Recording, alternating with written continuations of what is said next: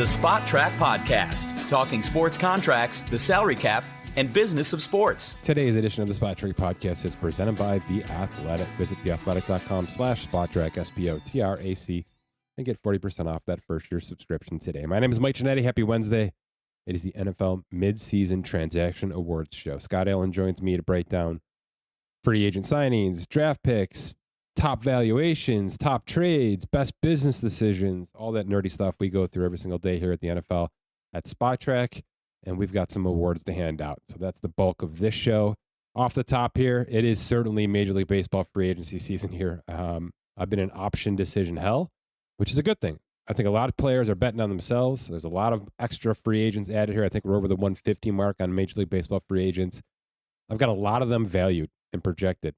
If you hit the market values tool on Spot Track Major League Baseball section, you'll see where I think these things are going to land here. Not so much the destinations just yet, but we'll have a show with Cousin Dan soon talking about some of those more notable free agents. But I think 151 free agents, about 40% of them have values on Spot Track.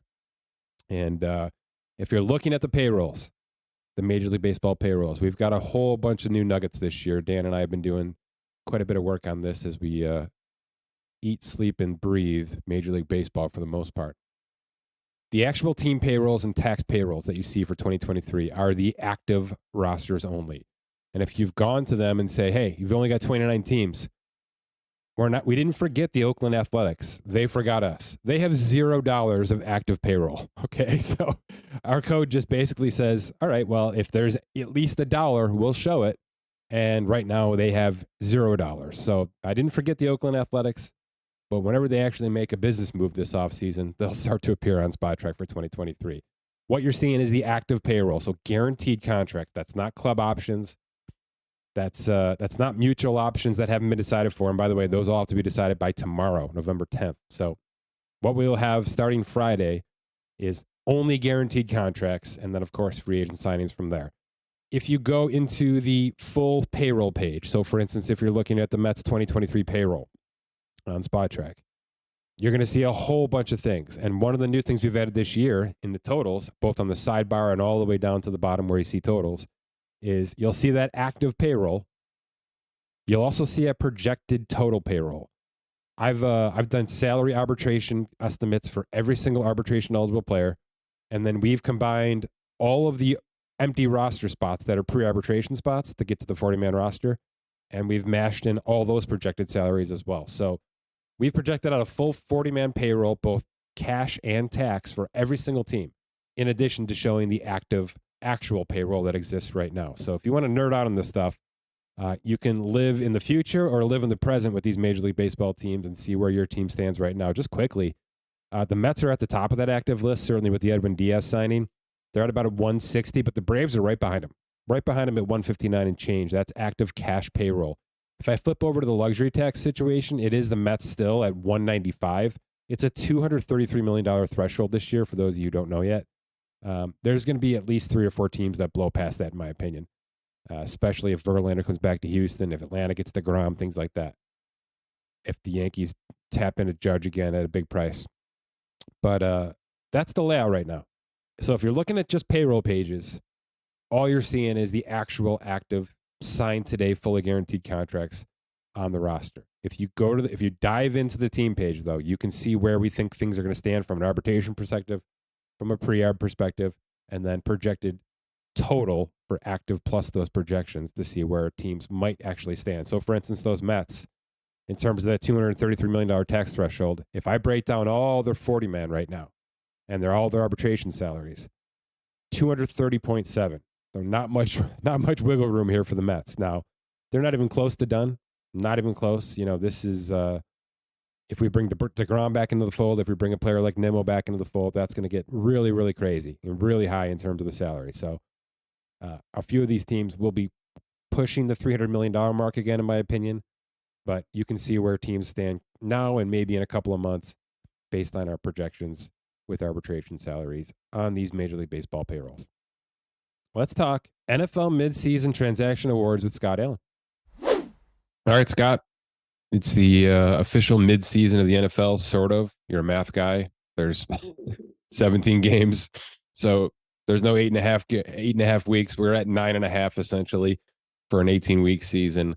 Let's do our mid-season transaction awards, kind of our mix between a financial award, a draft award, a free agent award, everything kind of a mixed bag, all the stuff we do on a daily basis here at the NFL. I want to sort of take a snapshot look at where the heck we stand with things. And by the way, this was a super fun exercise for me. I pulled some names out of here that I never expected to pull out of here that I now have a hell of a lot more respect for. And look, we're going to try to steer as positive possible, but there's been some pretty negative storylines here with the NFL this season. So we're going to have to dive into some of that as well. Let's start I agree. It was Yeah. fun because I had to actually go back and click through, extensions and trades to remember. Feels like forever ago, right? March. It does. There were there was one thing after another, next man up, that we're going to get into with some of these topics. And it was a fun recap, even for a midseason. Yeah, I asked you to pick a name. You picked a position. That's how crazy this is about to be. So let's start with the drafted rookies. Not the rookie of the year, not the offensive player of the year, not the normal stuff you're seeing everywhere else right now. Sort of it is, but we have what's called a TVS, our true value stat. And I don't live and die by it. I don't think anybody should live and die by any stat, even if they created it, right? And it's basically a money / value production stat, right? We mash the two together quickly and sort of pull a Madden grade out of this thing. So you and I have access to every TVS score for every draft pick, including the ones that were just made in 2022. So that's sort of what I went off of here to make what I thought was two good picks. I threw this around our room as well. The offensive player was easy as hell. And I think he's going to be the offensive player of the year. He may be the rookie of the year. He may be on a lot of lists. By the time it's all said and done, it's Kenneth Walker Jr., the running back for the Seattle Seahawks. And by the way, if you are not a Seahawks fan, you're probably going to want to turn this off right now because every single category is going to involve the Seahawks in some fashion here. It's been a ridiculous year for them. I know you agree with this pick. What do you think about Kenneth Walker Jr. here? Yeah, it's hands down probably the biggest draft pick trending up outside of, Olave was one that came to mind. But with Olave's on most of the lists right now, and rightfully so. I mean, and rightfully so. Honestly, Scott, his TVS score was higher than Walker's. It's like a 92.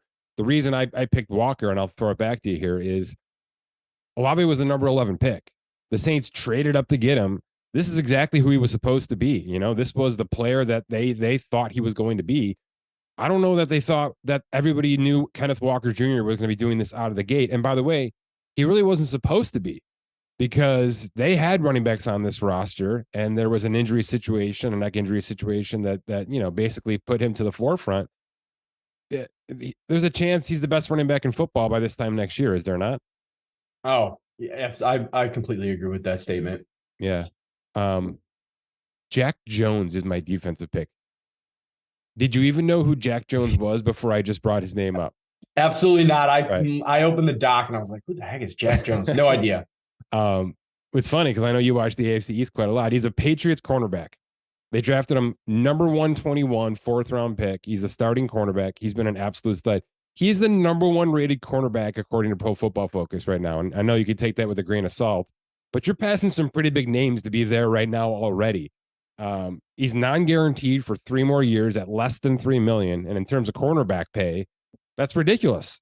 So they hit. So I know we've talked quite a bit about the Patriots defense, and they're getting their love right now because they're kind of holding that team up on their own.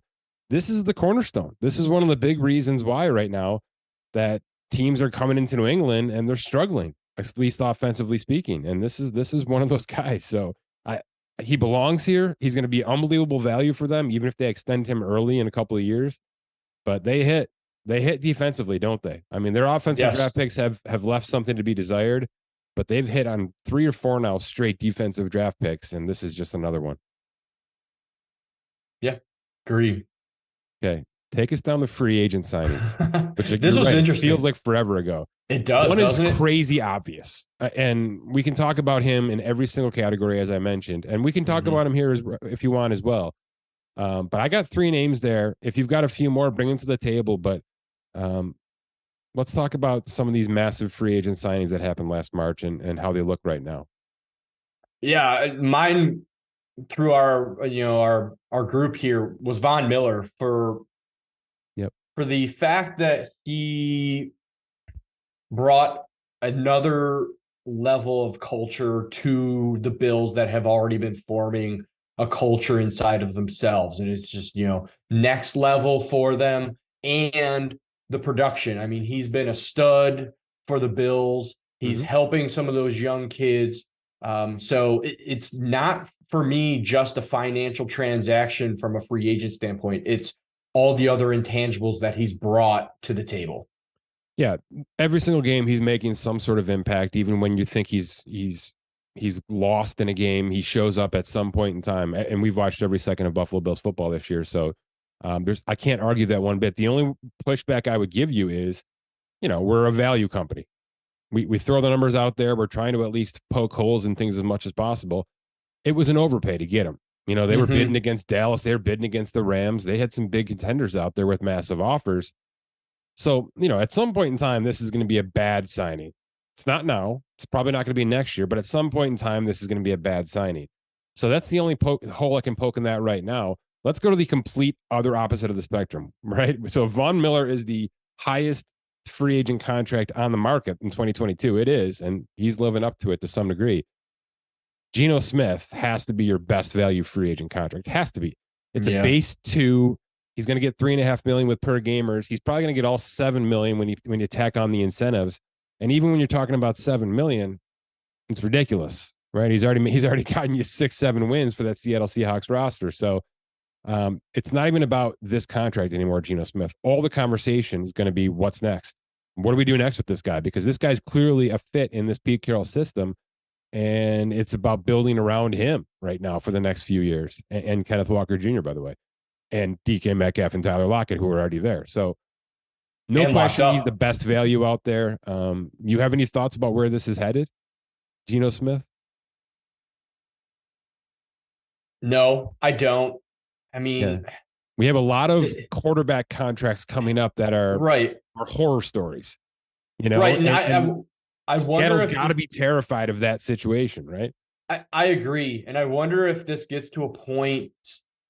NBA's my wheelhouse. So I wonder if this gets to a point like Andrew Wiggins, where he just decides I'm going to do the extension to stay with a team in a winning culture. If Geno Smith ends up a below market extension, but a below market extension, sure. Correct. Right. Yeah. So if he feels this is the place I want to be, I don't want to be jumping around to another team or two. I fit well with the coaching staff. I fit well with the players that they've already extended on this team. Yep.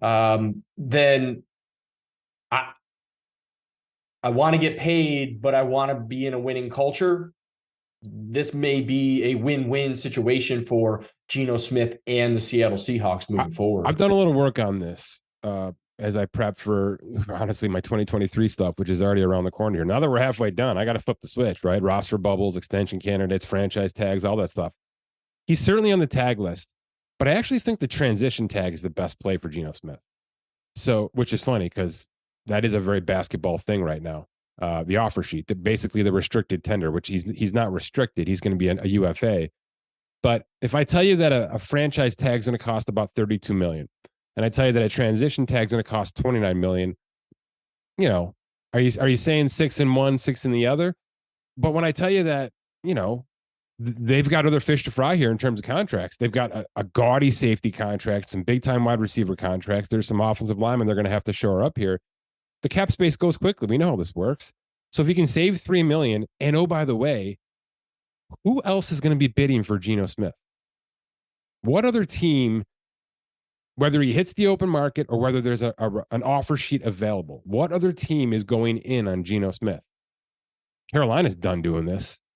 Indy's definitely done doing this. Yeah, most of those teams at the bottom are going to just go back into the draft. There's 5 quarterbacks in the draft. Right. So that even furthers this point. I'm not even sure if you let him walk that he would find a suitable contract and a starting role on any other franchise in football. I really believe that, especially if you throw Garoppolo into that conversation, Taylor Heineke into that conversation, probably Ryan Tannehill into that conversation.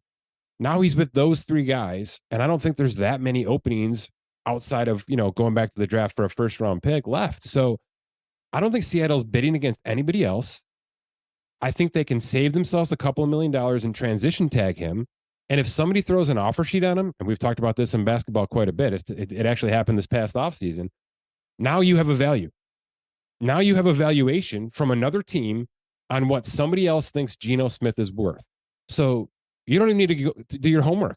You can let somebody else do this. And if nobody bites, if there's no offer sheet, you simply have a 1-year, $29 million starting quarterback, and you get a whole nother 18 weeks to take a look at this guy in your system and find out if it's real or if this was kind of a buzzy situation. So I do think that's where this is headed. It's very NBA-ish, right? I mean, we just had this happen with some offer sheet situations, and I do think it works out. That was DeAndre Ayton, right? Right. Yeah, absolutely. That was Robert Sarver's last move as owner of the Phoenix Suns, was saving what, $4 million, was it? $4 million on DeAndre Ayton with an offer sheet. It was something like that, right? $4 million a year. Yeah, something like that. Yep. But it's available. It's not a loophole. It's available via the CBA. So I think that's the route they should go. Scott, my pick was Zadarius Smith, who does not play for the Green Bay Packers anymore. I don't know if you knew this. He was a free agent. He agreed to sign with the Packers and extend, and then nulled and voided that contract and signed with the Vikings like an hour later. It's a 3-year, 52-year guarantee.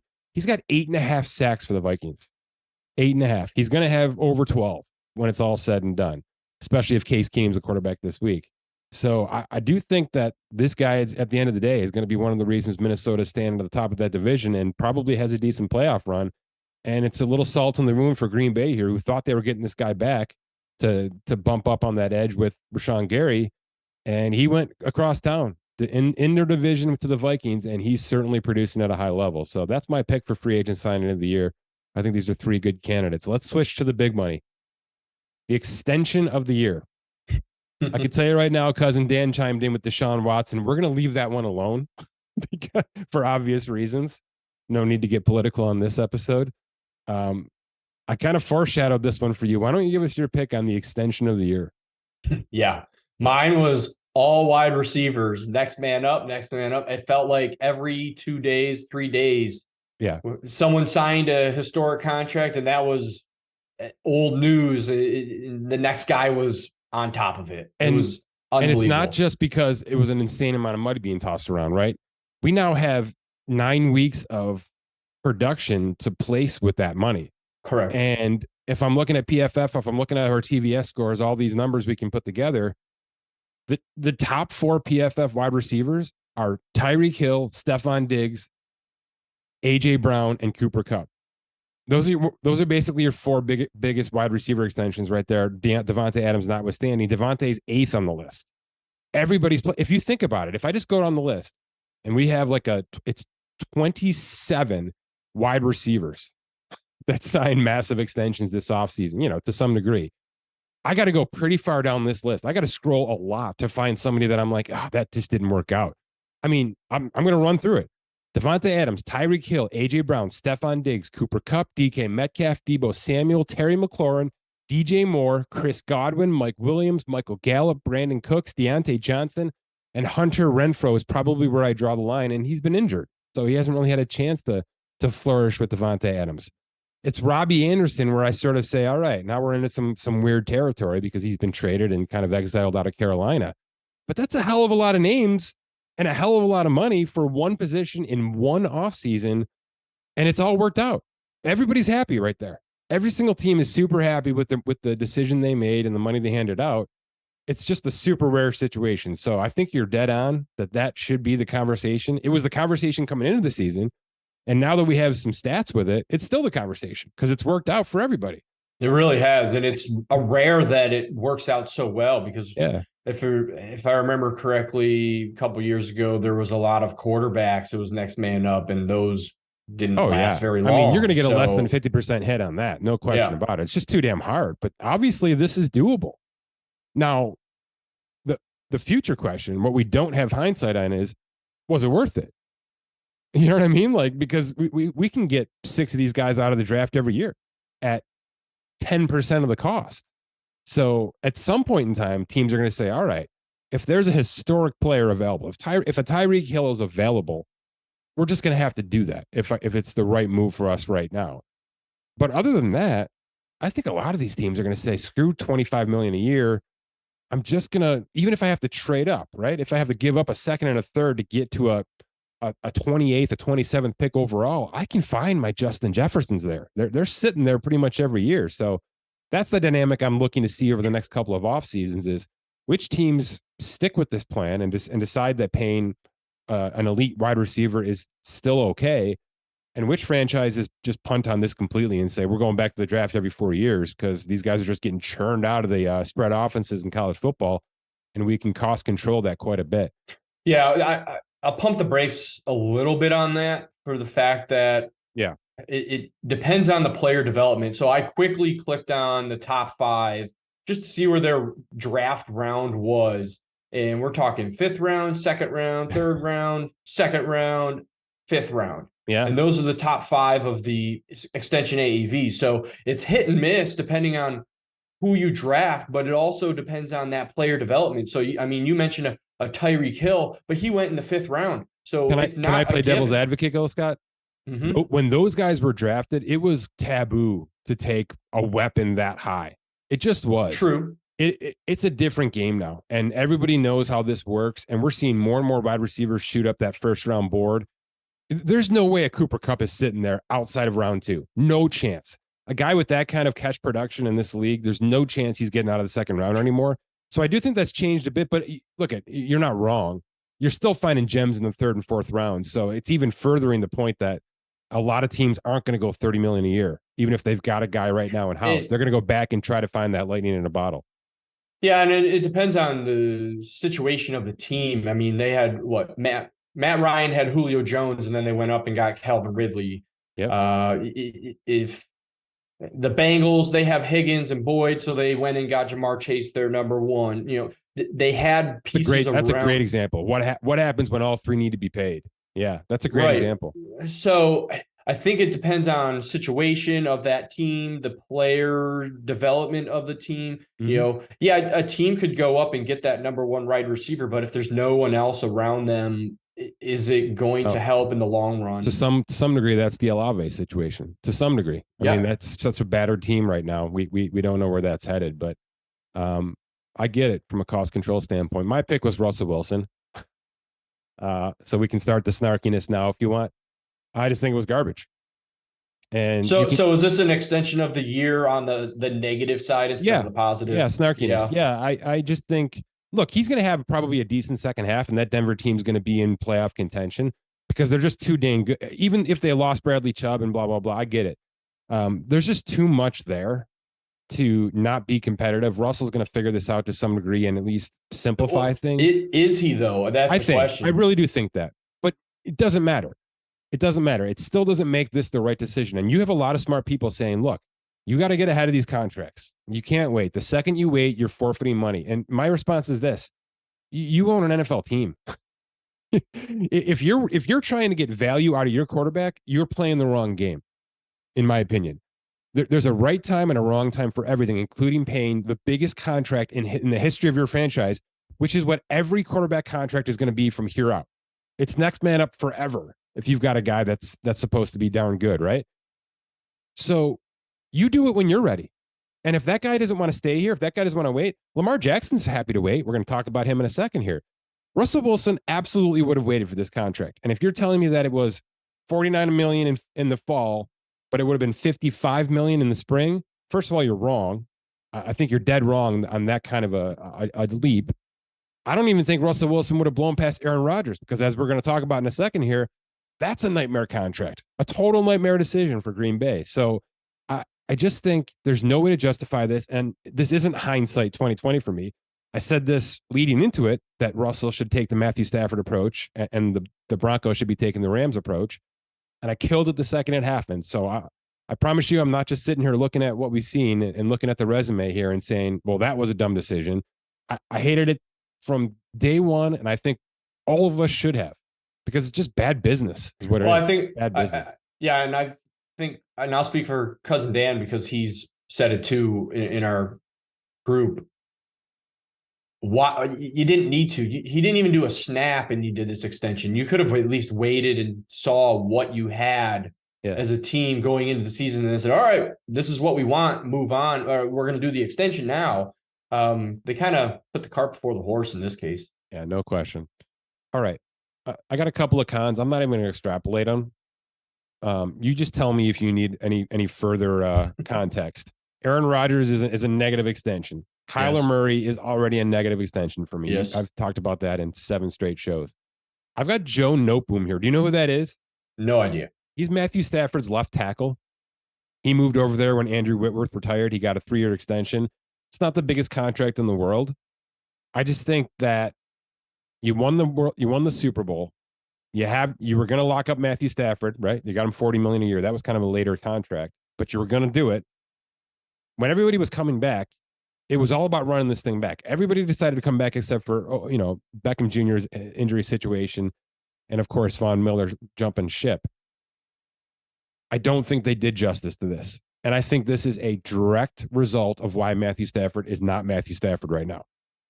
Much of that offensive line is a disaster, but they tried to nickel and dime this situation specifically, and I think it's really, really hurting their chances to be any kind of competitive in the NFC right now. So that one makes the list just because I think from a contention window standpoint, again, they tried to simplify things, and instead of saying we got to keep our pedal on the foot, our foot on the pedal here, and I just disagreed with that wholeheartedly, and I think it's going to be a problem for them for the rest of this season. Scott, let's skip the trades here. 3 really different names on this list. In terms of the scenario, when it happened, and what we're talking about now. Why don't you take us through it? Yeah, so the pros, which is one that I had, was the A.J. Brown trade from Tennessee to Philadelphia. I thought that was a great, we're pushing our chips in on Hurts and that offense. Let's take it to the next level. So I really like that one. Christian McCaffrey, Carolina and San Francisco. It's a trade deadline kind of blockbuster, I guess you could call it, in the NFL that we rarely see. Rarely. So maybe this will help spawn more of these kinds of trades in the future in the NFL, sort of like the NBA has their, blockbuster I think trades, especially at that deadline. position. I think especially which is an expendable, which is a replaceable, which is something that I think you can just drop in and say, go do your thing, Yeah, and you and Cousin Dan last week mentioned about how you were kind of surprised that more running backs didn't go, and I completely agree with that statement.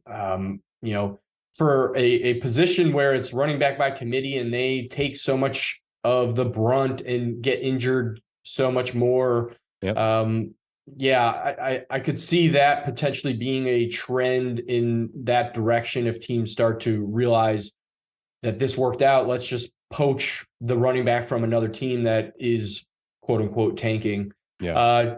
Tyreek Hill, KC to the Miami Dolphins. Again, similar situation to Philadelphia. You have Tua, you have Waddle on that team, and you sort of pushing all in, going for that stud wide receiver to just put as many weapons around a young quarterback as possible. And, it's working out because you got the 2-pronged wide receiver. They made some trades for running back. Yep. And so they're not being Tua shy. hasn't lost. A healthy Tua has not lost a game yet. Yeah, and absolutely. Tyreek Hill's on pace for 2,000 receiving yards. So obviously that's worked out. Yeah. Yeah. And notice the 3 pros that the 3 of us came up with were the weapons. Teams realizing we have to pounce on that next level player that's going to get us over the hump instead of just waiting for the draft or trying to develop. These guys have been developed. Let's just bring them in and do what we need to compete, because everyone solidified the Buffalo Bills as being the team to win that division hands down. And now look at the situation. You got the Jets behind it, chipping at their heels. Dolphins are chipping at the heels. The Patriots are, just behind them. Yeah. Yeah. So, the fact that these weapons are working out says something, I think. It's going to be a trend. There's no question about it, especially with these big contracts. At some point in time in year 3 of a lot of these wide receiver contracts, everybody's going to try to get out. So in my opinion, this big wave we just had could be a wave of trades in 2 off seasons, which is super fun. Here's something I noticed as I was doing this. Instead of just running through a bunch of negatives here, 2 years ago, we had Brady in free agency, right? Mm-hmm. Last year, we had Stafford via trade. There was a growing trend, not so much a trend, but probably at least, attention being put on if we just drop in a quarterback, a guy who we know can play, all of our problems will go away. And that exploded so fantastically this year across the league. Can you think of one situation that the new quarterback that came to town worked out? Can you give me one? Geno Smith does not count. He was on that team last year. He was a re-signed free agent. I don't think you can get there. I don't think I can. Right? Matt Ryan, disaster. Carson Wentz, slight disaster. Carson Wentz wasn't as bad as I wanted him to be. He just got injured at the wrong time. Russell Wilson so far, I would consider a disaster. Is there anyone? No, because most of the quarterbacks that are Baker playing Mayfield were already right? on the team, or disasters. Yeah, or a disaster. Yeah. So it's not a thing. It's really about fit. It's Marcus really Mariota. Marcus Mariota is averaging about 75 pass yards a game, but he is holding the fort for that team. There's no question about it. I'll give him credit. But that's the only one that I'm going to be able to come up with. I'll give you the A for effort on finding that name, but I can't qualify that right now. But you're right. That's it. Right? That's the splash, I guess. It's not going to be a thing. So next year when Derek Carr and Jimmy Garoppolo and Ryan Tannehill are tossed into this pool, just buyer beware. All right. Or if Aaron Rodgers goes back on that trade block, buyer beware. That's all we're saying. Mm-hmm. It's a very delicate situation. It's not like dropping a running back onto a team and saying, go nuts. It's way more evolved, way more complicated. So that's my takeaway from that. Speaking of some of those players, the best business decision of the year so far. I've got 3 there. I want you to pick the best one in your head. I'm going to go with the New York Giants. Yeah. Hiring Joe Shane and Brian Dable. Yeah. Bills version 2.0. It's clearly working out. It clearly is. For a team that was probably slotted to be one of the worst teams in the NFL and then turn around and do what they're doing right now, it shows to how important coaching can be in the NFL still. What's scary is if they decide Daniel Jones is at least worth a tag, keep him around one more year, they haven't even started to build the team they want to build. Right. They're basically working on, borrowed time over there. They're taking Dave Gettleman's players. They kicked a bunch to the curb, but most of this team is still from the previous generation. They're going to make wholesale changes in some areas, and it's going to look and smell a lot like that Bills offense, possibly that Bills defense as well. They've got both those minds internally here. So I do think there's a chance that Giants team could be even better next year.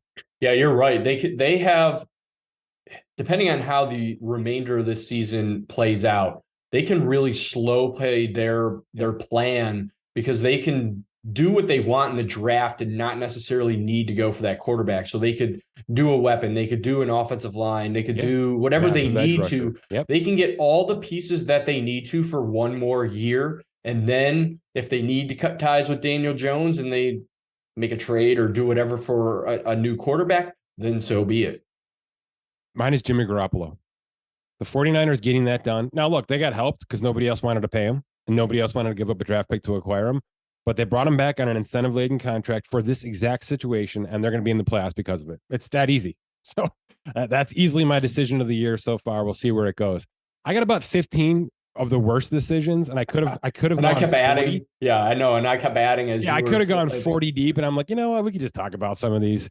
Just give me 2 on this list that you think are going to stand out come week 18.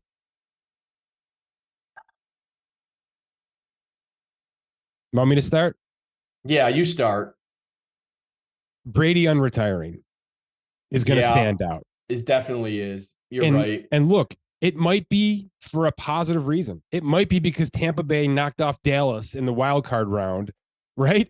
And got this thing to the finish.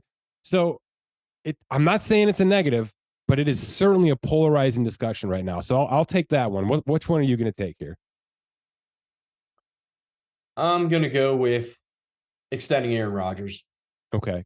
I'm going to go with that. Should we put two of these things together? Should we put extending Aaron Rodgers and trading Devontae Adams into one of the worst business decisions of the year? Because I think it's hand in hand. Yeah, you're right. It probably is hand in hand, but I'd put the Rodgers extension on 1A and make Adams 1B. Okay. Because the way that contract is structured, and it's a 1-year deal, but if he's still there, then it's going to have such crazy dead cap, and could they have just bit the bullet and traded him and not had to deal with any of the cap gymnastics that they're going to have to do? Which, if they would have traded him, does that mean they could have just retained Devontae Adams and extended him and then did, that extension really is the precipice of a lot of things that happened in this offseason. If Rodgers would have been traded, quote unquote, to the Denver Broncos, that means Russell Wilson doesn't go there. All these dominoes were really about the whole Aaron Rodgers situation. So that's why I'm going with that one. Okay, I like it. I'll pick the last one. This Colts stuff is unbelievable. It's unbelievable. It is. And Frank Reich had 4 years left in his contract. There are offsets, but for now, they're paying that contract. When they acquired Matt Ryan, but by the way, which is only for a 3rd-round pick. So in hindsight, that's not crazy. But they actually restructured that contract and fully guaranteed this year with a little bit extra because there was a roster bonus they moved around. And then they fully guaranteed $12 million next year. So if he retires and walks away from $12 million, that's actually a good thing for the Colts. I don't know why he would do that, but I think that's where we're headed, at least that kind of decision making. Maybe they split it. You retire, we'll pay a $6 million to go away, something like that. I don't know. But this thing is not done, is my point. It's not even close to done. We got, Jeff Saturday taking over for 9 weeks. But the Matt Ryan stuff's going to be here next year because he's got $12 million fully guaranteed. And that's his choice, whether he wants to keep that in their hands or not. Quickly, let's move on to some valuation stuff. We track this all year long. Heading into the season, I can tell you right now, it was Joe Burrow and Justin Herbert as our top value players heading for a new contract, and Lamar was 3rd. None of those 3 are at the top position right now, Scott. Number 1 position right now, our top valuation is Jalen Hurts at almost $45 million a year. Tough to argue that? No, not at all. Yeah. Do you think Lamar, though, goes bigger than all of them?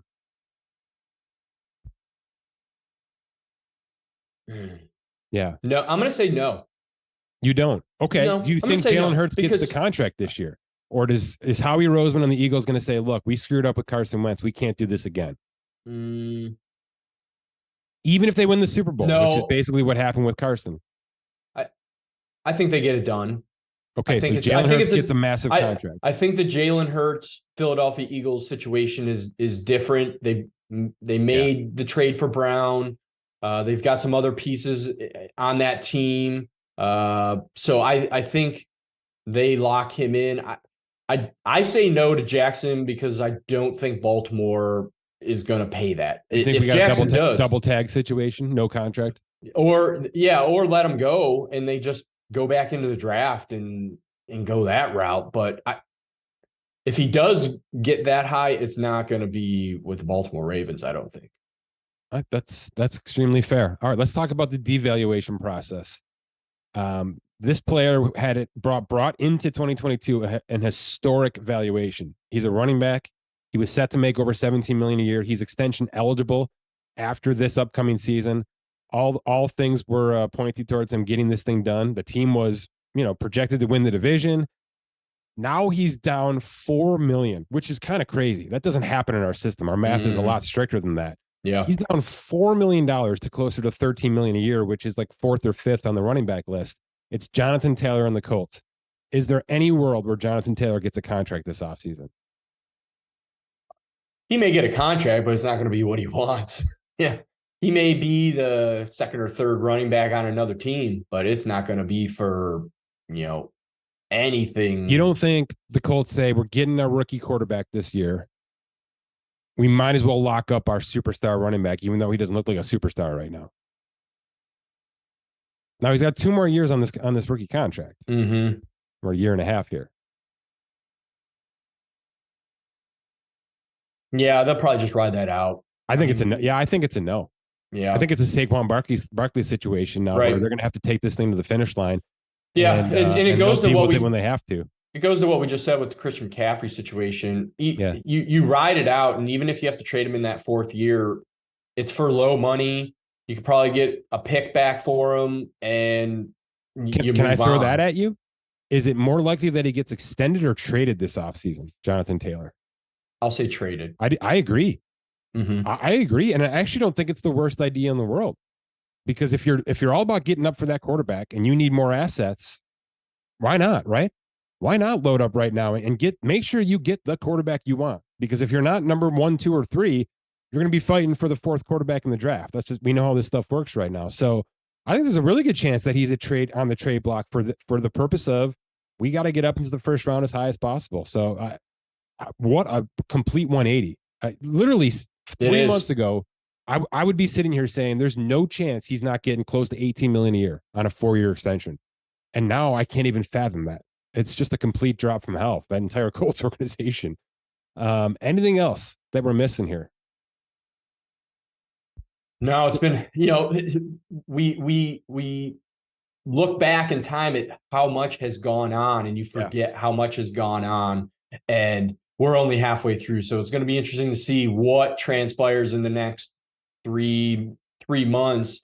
Do any extensions hit? We can't do any trades, but we could, once we get to the offseason, we could get some quote unquote trades that could happen. So it's, the NFL is a 24/7, and it goes to show here that there's always something in the NFL. Well, you kind of beat around the bush there. To me, that was the takeaway. The trade deadline was crazy, and I don't think it was an accident. I do think the expanded playoffs have added more teams in. There's more teams invested. So there's more buyers instead of sellers right now, which is a really good thing. I mean, the AFC East is basically all positive right now. That's going to carry into the offseason, in my opinion. It's not a great free agent class. And whenever that's the case, you know how it works in basketball, right? When it's a bad free agent class, teams are looking down active rosters and saying, all right, who can we poach? We do this in fantasy every week. Who can we poach off the worst team's roster?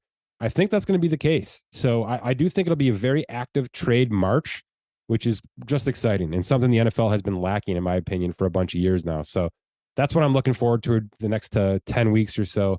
The contenders are there for a reason. A lot of it are high-paid, high-payroll teams. There's a couple of darlings sort of coming through this thing at the bottom, Dallas Cowboys being one of them. But for the most part, if you're paying, you're winning right now. And we'll see if a couple of these big-time teams end up paying their quarterbacks and running backs accordingly.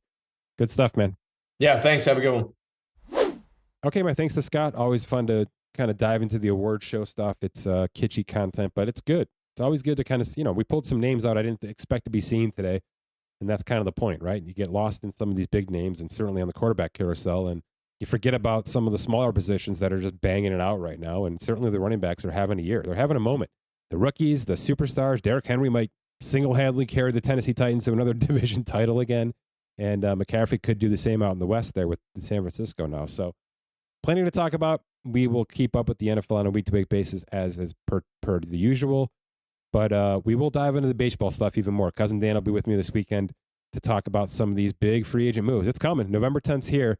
Nothing, we might be waiting until January for some of the big fish to move, but you're going to have some arbitration avoids. You're going to have some trades, things like that are going to hit as teams try to coagulate their rosters just a bit, knowing that they're going to make one big splash and they got to free up some tax space. So that'll be Cousin Dan and I talking a little bit this week. I've got some market values to get through, some Major League Baseball players, some trade candidates.